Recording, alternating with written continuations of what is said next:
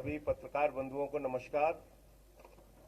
आज इंडिया गठबंधन की संयुक्त प्रेस वार्ता में दिल्ली के मुख्यमंत्री माननीय अरविंद केजरीवाल जी, समाजवादी पार्टी के राष्ट्रीय अध्यक्ष माननीय अखिलेश यादव जी अपनी बात रखेंगे। दिल्ली के मुख्यमंत्री केजरीवाल जी इंडिया गठबंधन के लिए उत्तर प्रदेश में जनता से अपील करने के लिए आए हैं, वोट मांगने के लिए आए हैं। मैं उनसे अनुरोध करूंगा विनम्रतापूर्वक कि वो अपनी बात रखें। आज यहाँ आए हुए सभी पत्रकार बंधुओं को और जितने दर्शक ये देख रहे हैं उन सबको मेरा नमस्कार, मेरा प्रणाम। आज लखनऊ में मैं उत्तर प्रदेश के सभी मतदाताओं से इंडिया गठबंधन को भारी भरकम वोट देने के लिए, भारी मात्रा में वोट देने के लिए अपील करने के लिए आया हूं। मैं 4 बातें रखना चाहता हूं। पहले चारों बिंदु बता देता हूं, फिर उसको डिटेल में एक्सप्लेन करूंगा। पहला ये कि ये चुनाव भारतीय जनता पार्टी मोदी जी अपने लिए वोट नहीं, अमित शाह जी को प्रधानमंत्री बनाने के लिए वोट मांग रहे हैं। दूसरी बात, योगी आदित्यनाथ जी को अगर ये लोग जीत गए तो योगी आदित्यनाथ जी को 2 से 3 महीने के अंदर उत्तर प्रदेश के सीएम पद से हटा दिया जाएगा। नंबर 3, इन लोगों की पूरी तैयारी है, अगर ये लोग जीत गए तो संविधान को बदल के SC ST और OBC का रिजर्वेशन खत्म कर दिया जाएगा। और नंबर 4, जो आंकड़े अब देश भर से आ रहे हैं वो ये दिखा रहे हैं कि 4 जून को इंडिया गठबंधन की सरकार बनने जा रही है और NDA को और BJP को बहुत कम सीटें मिलने जा रही हैं। अब मैं अपने सबसे पहले पॉइंट पे आता हूं।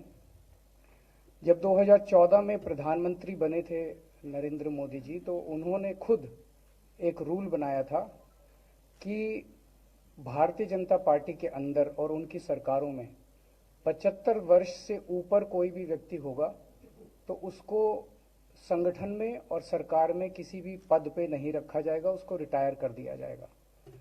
और उसका सबसे पहले उस रूल के तहत आडवाणी जी को और मुरली मनोहर जोशी जी को रिटायर किया गया था। और उसके बाद तमाम यशवंत सिन्हा जी, सुमित्रा महाजन जी, कई लोगों को यहाँ टिकट नहीं मिली। कई लोग जो पद पे बैठे हुए थे उनको पद से इस्तीफा दिलवा के उनको हटाया गया। ऐसे कई सारे लोग हैं।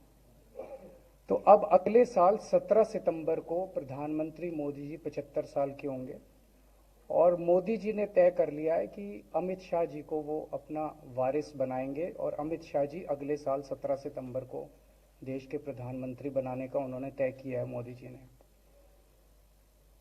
इसके ऊपर मोदी जी पिछले 1-2 साल से लगे भी हुए हैं, क्योंकि भारतीय जनता पार्टी के अंदर अमित शाह जी के सामने जो जो बाधाएं पैदा कर सकता था नेता, एक एक करके उन सब नेताओं को साइड कर दिया गया, उनका पत्ता साफ कर दिया गया। शिवराज सिंह चौहान को हटा दिया गया, वसुंधरा राजे को हटा दिया गया, डॉक्टर रमन सिंह को हटा दिया गया, देवेंद्र फडणवीस को खत्म कर दिया गया। आदित्यनाथ जी को इन्होंने हटाने का पूरा मन बना लिया है और अगर इनकी सरकार बनी तो 2 महीने के अंदर योगी जी को भी उत्तर प्रदेश के सीएम से हटा दिया जाएगा। मैंने दिल्ली में 3-4 दिन पहले ये प्रेस कॉन्फ्रेंस की थी और ये दोनों मुद्दे उठाए थे। जैसे मैंने मुद्दे उठाए थे तो अमित शाह जी ने और उनके कई नेताओं ने अपनी भावना प्रकट की कि नहीं नहीं, मोदी जी को 75 साल में इस्तीफा नहीं देना चाहिए, मोदी जी को 75 साल पूरा कार्यकाल पूरा करेंगे। उन सब की भावनाओं की मैं कद्र करता हूं, क्योंकि अपने नेता के लिए जब भी ऐसी बात होती है तो सब लोग सामने आके बात करते हैं। लेकिन बड़ी बात यह है कि मोदी जी ने ऐसा नहीं कहा कि मैं 75 साल पे इस्तीफा नहीं दूंगा, मैं रिटायर नहीं होऊंगा। उनका अपना बनाया हुआ रूल है और मुझे पूरी उम्मीद है कि मोदी जी का अपना बनाया हुआ रूल है और मोदी जी अपने रूल को फॉलो करेंगे। नहीं तो लोग कहेंगे कि मोदी जी ने ये रूल आडवाणी जी को हटाने के लिए बनाया था, जब अपनी बारी आई तो नहीं। तो मोदी जी इस रूल का फॉलो करेंगे, ये पूरा यकीन है देश के लोगों को कि उन्होंने खुद रूल बनाया तो खुद फॉलो करेंगे। दूसरी बड़ी बात जो हुई कि जब मैंने कहा कि योगी आदित्यनाथ जी को 2 महीने में हटा दिया जाएगा, इस पे अभी तक भाजपा के किसी नेता की टिप्पणी नहीं आई है।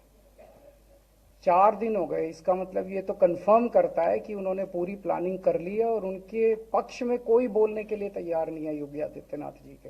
तो उनका हटना अब लगभग तय है कि योगी आदित्यनाथ जी को उत्तर प्रदेश के सीएम पद से हटाया जाएगा। दूसरी चीज, मैं उत्तर प्रदेश के सभी मतदाताओं को कहना चाहता हूं कि पिछले 4-5 महीने से इन्होंने शोर मचा रखा है, 400 पार 400 पार 400। क्यों? कहते हैं नहीं मोदी जी कुछ बड़ा काम करना चाहते हैं। तो लोगों ने खोद खोद के पूछा, भाई क्या बड़ा काम करना चाहते हैं, कुछ बताओ तो सही। तो उन्होंने नहीं बताया। लोगों ने फिर अंदर से पता किया कि बड़ा काम ये करना चाहते हैं कि देश से रिजर्वेशन खत्म करना चाहते हैं। हम जानते हैं कि इनका जो पूरा इकोसिस्टम है, आरएसएस, बीजेपी, शुरू से ये लोग रिजर्वेशन के खिलाफ रहे हैं। इनकी पूरी की पूरी मानसिकता रिजर्वेशन के खिलाफ रही है। तो मैं सभी लोगों को ये आगाह करना चाहता हूं कि ये बड़ा काम इनको 400 पार इसीलिए चाहिए क्योंकि ये रिजर्वेशन खत्म करना चाहते हैं। संविधान को, बाबा साहब अंबेडकर ने जो संविधान बनाया था, उस संविधान को ये तार तार करना चाहते हैं। पूरे देश भर से अब जो ट्रेंड आ रहे हैं, वो ट्रेंड ये दिखाते हैं कि भारतीय जनता पार्टी को 250 से भी नीचे, मेरे हिसाब से 220 के आसपास, 3-4 दिन पहले भी मैंने कहा था, 220 से कम सीटें इनकी आती हुई नजर आ रही हैं।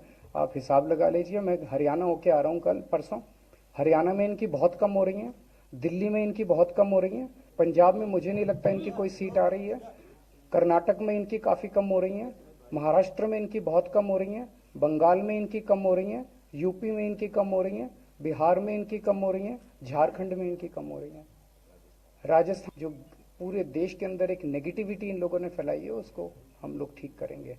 मैं अंत में उत्तर प्रदेश के सभी लोगों को अपील करना चाहता हूं कि इंडिया गठबंधन के, यहाँ पे सपा और कांग्रेस का गठबंधन है, इंडिया गठबंधन का जो जहां से कैंडिडेट है उसको भारी मात्रा में वोट देकर आप सब लोग जिताइए। अब मैं निवेदन करूंगा समाजवादी पार्टी के राष्ट्रीय अध्यक्ष माननीय अखिलेश यादव जी से कि वो अपनी बात।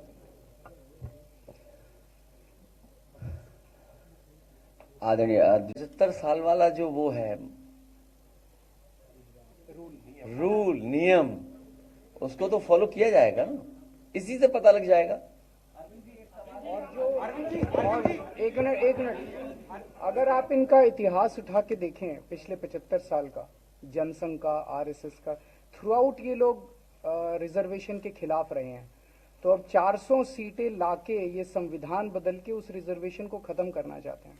अरविंद जी, स्वाति मालीवाल के मामले में अभी तक आप कुछ बोले नहीं है। आपके ओर से आपके साथ में स्वाति मालीवाल के मामले में अभी तक, अरे उससे ज्यादा जरूरी और चीजें भी हैं, कागज हम निकाल लिए। अरविंद जी, आज आपके साथ भी वो है, आज आपके साथ में भी आए हैं। भाजपाई किसी के सगे नहीं है। क्या बोलेंगे स्वाति मालीवाल के मामले में, क्या बोलेंगे आप? ये है कि भाजपाई किसी के सगे नहीं है और जो सोहेल जी साथ में, और भाजपाई झूठे मुकदमे लगाने वाला गैंग है। केजरीवाल जी आपके साथ घूम रहे हैं, उनके लिए क्या कहेंगे? सोहेल जी हाँ, आपके बोलो। साथ घूम रहे लगातार, बोल रहे हैं, बता। संजय जी आपने बात कही थी, हाँ, मैं बोल रहा हूँ, आपने प्रेस कॉन्फ्रेंस में ये बात बोल रहा हूँ, 1 सेकंड बोल रहा हूँ।